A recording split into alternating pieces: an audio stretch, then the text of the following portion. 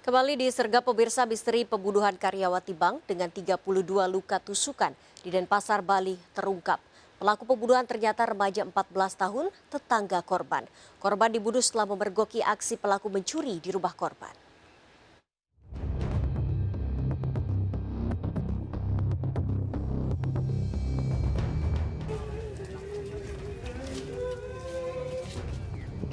Pembunuhan terhadap seorang karyawati bank salah satu BUMN di rumahnya, Jalan Kertanegara Denpasar, Bali, akhirnya terungkap. Wanita berusia 24 tahun ini ternyata dibunuh buruh bangunan berusia 14 tahun, tetangga korban. Pelaku ditangkap di Pantai Panimbangan, Singaraja, Buleleng dengan barang bukti sepeda motor milik korban yang dibawa kabur pelaku. Saat kejadian, korban didapati tewas bersimbah darah di tempat tidurnya dalam kondisi nyaris tanpa busana. Didapati 32 luka tusukan di tubuhnya. Pelaku awalnya berniat mencuri dan telah mengintai rumah korban sehari sebelumnya dengan menyiapkan senjata tajam dari rumah. Pelaku sempat tersandung kasus pencurian kotak amal di Pura di Singaraja Agustus lalu, namun dibebaskan karena masih di bawah umur. Terlihat dan melihat pelaku, ya, korban kaget, langsung berteriak maling, maling, maling sebanyak 5 kali. Kemudian pelaku karena sudah ketahuan, ya, mendekati korban, mendorong korban ke belakang.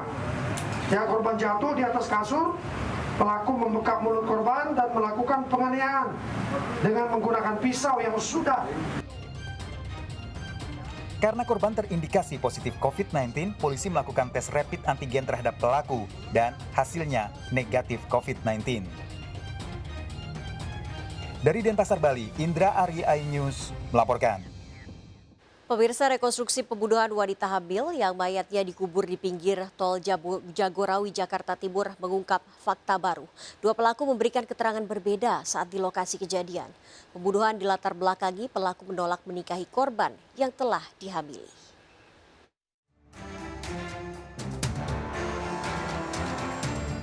Bus jurusan Kampung Rambutan Cikarang ini sekitar 2 tahun lalu digunakan Indra pengemudinya untuk membunuh Hilda, wanita selingkuhannya. Yang keberapa Pak Lukman? Hah? Yang keberapa? Yang mana yang 2 kali? Yang 2 kali. Dalam rekonstruksi pembunuhan terungkap, Indra membunuh Hilda yang dalam kondisi hamil di kursi bagian depan menggunakan benda keras saat bus berada di wilayah Cikarang, Jawa Barat. Nah, ditaruh. Papa Tianus pinjam HP-nya. Pura-pura katanya saya main HP. Indra dibantu Unyil kernet bus yang ikut mengangkat mayat korban ke kursi belakang dan membersihkan darah. Dalam bus hanya ada Unyil dan Indra.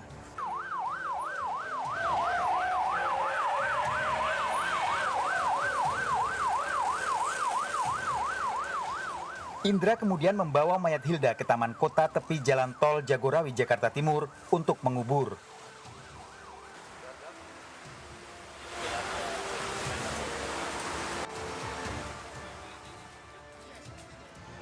Dalam rekonstruksi penguburan ini terdapat perbedaan keterangan antara Indra dan Unyil. Indra mengaku mayat dikubur dibantu Unyil, namun Unyil membantah.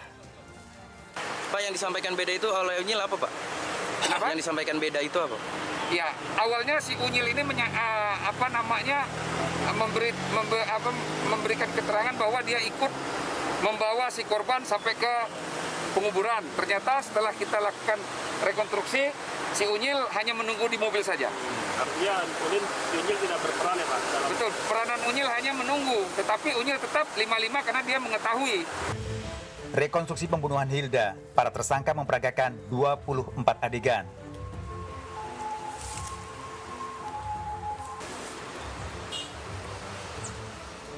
Pembunuhan ini terungkap setelah Unyil selama 20 bulan memendam rasa takut dan menceritakan pada kondektur bus di Terminal Kampung Rambutan, kemudian dilaporkan ke kantor polisi.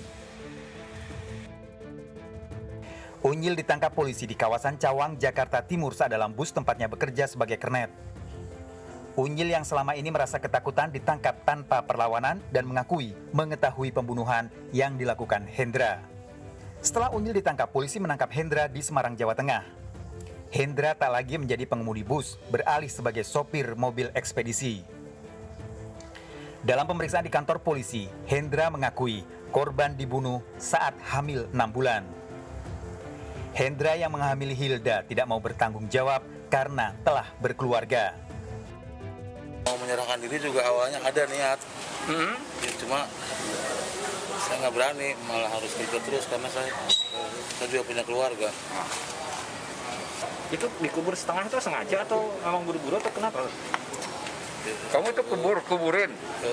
Segitu mampunya. Oh, buru-buru ya, karena malam hari itu? Iya. Ya. Sementara keluarga korban baru mengetahui Hilda tewas setelah polisi memberitahu untuk meminta keterangan. Keluarga hanya mengetahui Hilda bekerja dan sempat minta uang untuk biaya agar bisa diterima bekerja di sebuah pabrik di Karawang. Hilda mengenal Hendra di terminal Kampung Rambutan saat membantu jualan nasi di warung milik kakaknya. Keluarga sempat beberapa kali menanyakan keberadaan Hilda pada Hendra. Cuma bisa ngubungin teman-teman si Indra itu yang di terminal, ditanyain, katanya ada, gitu aja. Ya udah kalau ada suruh bilangin aja, titip salam dari kakaknya, suruh pulang aja gitu ke kampung, mama kasihan di kampung nungguin, digituin.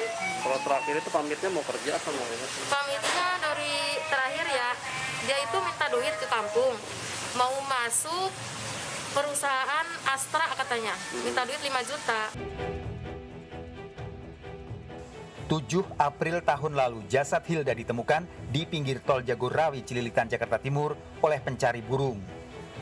Saat ditemukan, sebagian tubuh korban terkubur dalam tanah ditutup daun pisang.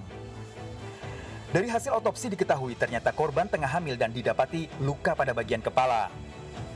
Polisi pun sempat menyebar poster ciri-ciri korban di sejumlah lokasi. Para tersangka terancam hukuman seumur hidup dijerat pasal pembunuhan berencana. Dari Jakarta, Rio Manik, iNews melaporkan. Dijadikan gudang minuman keras ilegal, sebuah rumah di Cipondoh, Tangerang, Banten digerebek polisi. Di lokasi didapati ratusan botol minuman keras yang akan diedarkan sebelum malam tahun baru.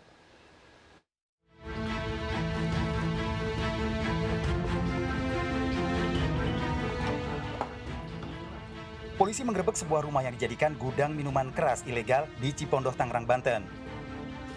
Di lokasi ditemukan 151 botol minuman keras impor berbagai merek. Polisi menangkap 2 orang pemilik sekaligus penjual miras ilegal ini. Rencananya ratusan botol minuman keras ilegal ini akan diedarkan sebelum malam tahun baru. Pengungkapan gudang miras ilegal yang akan disebarkan pada saat malam tahun baru.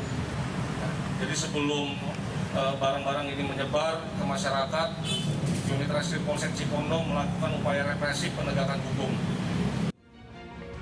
Para tersangka ditahan di Mapolsek Cipondoh dan dijerat dengan Undang-Undang Konsumen dengan ancaman hukuman 5 tahun penjara. Dari Tangerang, Banten, Sukron, iNews melaporkan. Pemirsa, berhati-hatilah membeli barang secara online. Seorang pria di Cirebon, Jawa Barat melakukan penipuan dengan menjual sepatu bermerek limited edition via online dengan modus lelang. Setelah pemenang lelang mentransfer uang, pelaku tak pernah mengirim barang.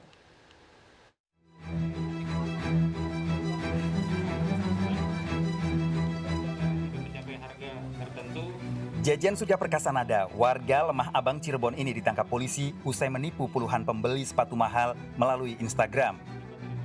Modus pelaku menjual sepatu mahal edisi khusus merek terkenal dengan cara dilelang melalui akun Instagram miliknya, Al-Kodaci Cirebon. Pelaku menuliskan lelang singkat selama 30 menit dengan harga kelipatan Rp25.000 hingga harga tertinggi belasan juta rupiah. Setelah terdapat pemenang, pelaku lalu meminta korban mentransfer uang melalui pesan langsung. Namun setelah korban membayar, sepatu yang dilelang tidak dikirimkan pelaku. Sejak 4 bulan lalu, ternyata pelaku telah menipu puluhan korban. Uang pelaku digunakan untuk membeli TV, speaker aktif, dan barang lainnya. Sepatu ini,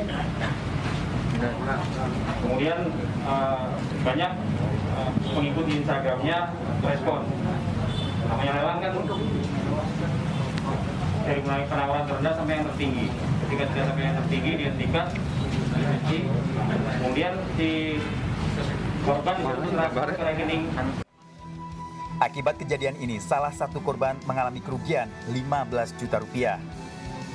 Pelaku terancam hukuman 4 tahun penjara. Dari Cirebon, Jawa Barat, To Iskandar, iNews melaporkan. Pemirsa, sibuk membereskan sampah, seorang petugas kebersihan di Kramat Jati, Jakarta Timur menjadi korban pencurian. Pelaku menggasak handphone dan uang tabungan korban 1 juta rupiah yang akan dikirim ke kampung halaman.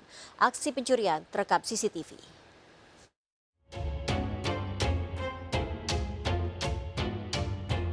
Dalam rekaman CCTV, terlihat seorang pria menggasak handphone dan uang dari tas yang ada di gerobak motor petugas kebersihan di Condet, Kramat Jati, Jakarta Timur. Saat pelaku beraksi, korban tak menyadari karena sedang sibuk membereskan sampah di belakang gerobak motornya. Ironis, uang 1 juta rupiah yang digasak pelaku merupakan tabungan korban untuk dikirim ke keluarga di kampung halaman. Ya lagi kerja juga, lagi ngambilin sampah di warga. Tahu-tahu ada orang berhenti, saya nggak lihat sih langsung, cuma lihat dari CCTV. Pas tahunya gimana? Pas tahunya ya saya lewat ngambil depan, tahu-tahu tas sudah di bawah. Tas pinggang udah di bawah sini. Isinya HP, dompetnya masih ada, cuma diambil duitnya doang. Duit berapa? Duit sekitar 1 jutaan lah kurang lebih. Itu tabungan? Tabungan buat keluarga di kampung rencananya. Pencurian di kawasan ini kerap terjadi. Korban berharap pelaku pencurian bisa ditangkap polisi. Dari Jakarta, Rio Manik, iNews melaporkan. Demi meraup keuntungan, pelaku tega mewarnai atau mengecat cabai putih dengan cat semprot merah yang berbahaya jika dikonsumsi. Sergap segera kembali.